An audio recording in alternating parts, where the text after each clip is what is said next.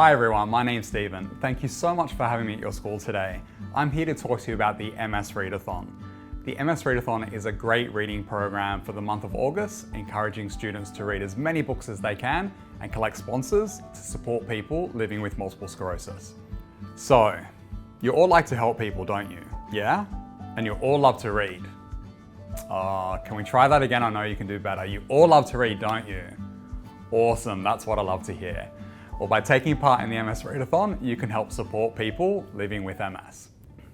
So what is multiple sclerosis? Multiple sclerosis comes from the Greek words meaning many scars, and these scars attack the nerves in your central nervous system.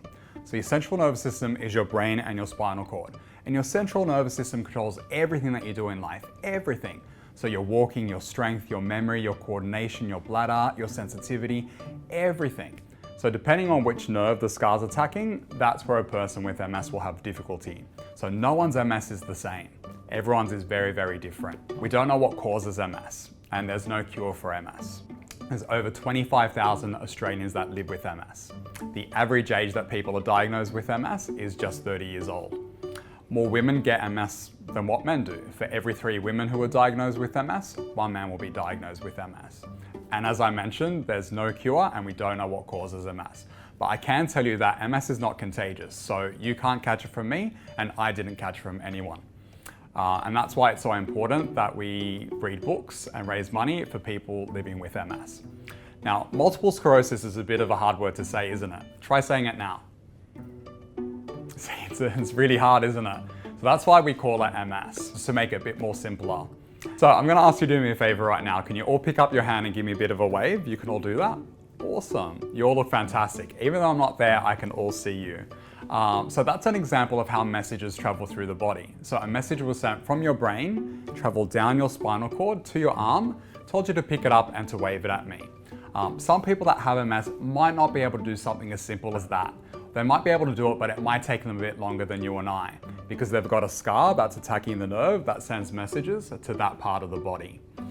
So when I was 16 years old, I was in high school. And one day I got really, really blurry vision. I couldn't see very well. I couldn't see the blackboard. I couldn't see my school books.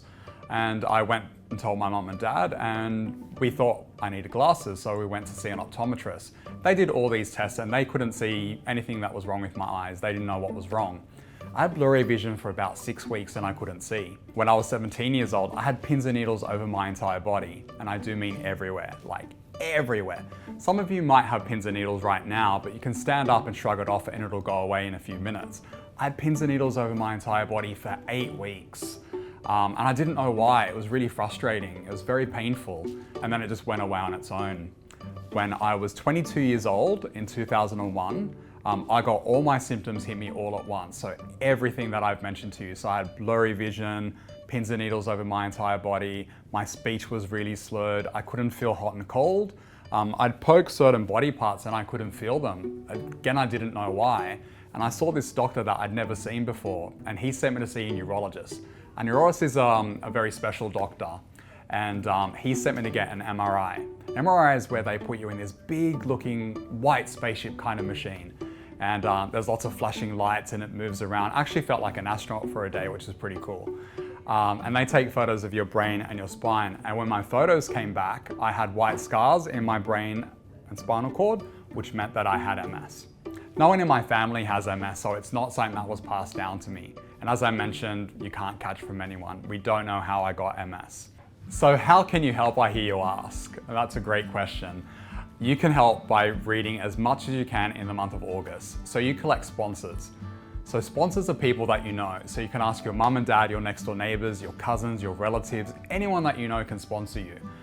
You'll get a special link, and if you know someone that lives overseas, you can send them that link, and even though they're overseas, they can still sponsor you. So collect as many sponsors as you can and read as much as you can in the month of August. I don't think you realize how much you read. Your history books, your English books, the library books that you read at school, your homework. You can collect money by doing something like your homework. That's pretty cool, don't you think? So head to the MS Readathon website, www.msreadathon.org.au. It's on your screen right now. And check out all the fun things that you can do there. One of the coolest things that I think is choosing your own avatar. You can personalize it and make it your own.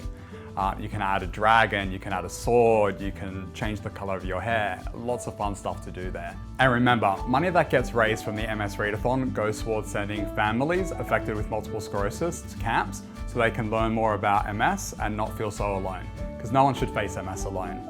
I'd like to thank you for having me in your school today.